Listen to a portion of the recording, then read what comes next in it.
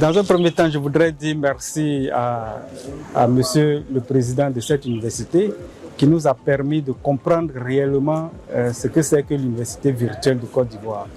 Comme on le disait tantôt, on avait une forte appréhension de cette question de virtualité qui était derrière le mot université virtuelle de Côte d'Ivoire.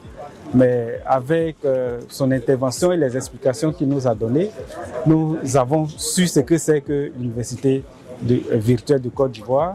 Comme je le disais, ici, nous sommes tous des étudiants de cette université, parce que qui d'entre nous n'utilise pas les téléphones, qui d'entre nous n'utilise pas les machines pour pouvoir essayer de faciliter la tâche quotidienne. C'est le cas d'appeler ici toutes les personnes qui voudraient bien accompagner cette université-là à aller de l'avant. Parce qu'on ne doit pas attendre forcément que tout nous vienne de l'extérieur. La collaboration, elle sera parfaite. Comme je le disais, c'est lorsqu'on ne connaît pas, on a peur. L'inconnu faisant peur, aujourd'hui, nous n'avons plus d'inquiétude. La préfecture de Grand Bassam sera désormais l'un des partenaires sûrs de cette université pour pouvoir nous aider à améliorer le mécanisme de gestion pour la population. Vous savez, ici, on est habitué à faire des tâches répétitives. Peut-être que cette université virtuelle-là peut nous permettre d'automatiser toutes ces tâches-là qui vont nous aider véritablement et aider la population à améliorer leurs conditions de vie et de travail.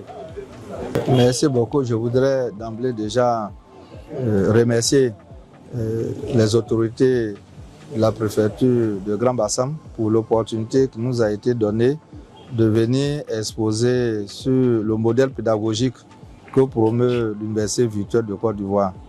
Ensuite, pour moi, si nous sommes ici aussi à Bassam, c'est l'occasion pour nous aussi de remercier le gouvernement qui nous soutient budgétairement parce que nous avons dans nos politiques de rapprochement de la population bénéficié de soutien qui fait qu'aujourd'hui l'Université virtuelle possède une antenne dans la cité, en fait, dans la ville de Grand Bassam.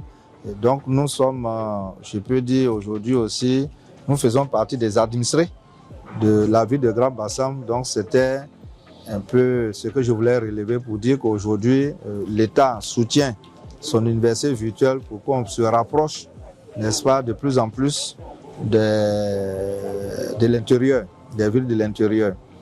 Ceci dit, l'occasion qui nous a été donnée est une opportunité puisque dans les échanges, nous avons pu converger vers quelque chose qui est intéressant, c'est la co-construction, n'est-ce pas, des solutions aux problèmes qui se posent à nos différentes administrations et dont la solution se retrouve généralement éparpillée un peu dans les autres administrations. Puisqu'il faut dire que la rencontre avait pour cadre quand même la réunion de tous les services et toutes les directions qui sont dans la ville de Grand Bassam.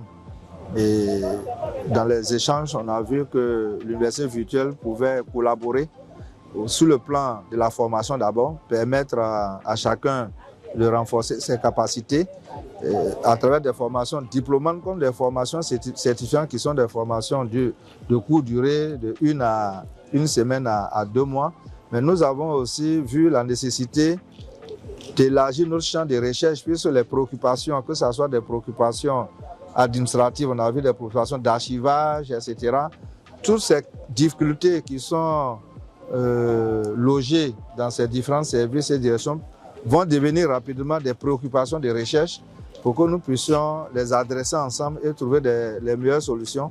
Et je pense que le cas de Grand Bassam, forcément, va aussi être répliqué dans les autres départements ou préfectures où l'université virtuelle va être appelée aussi à s'installer.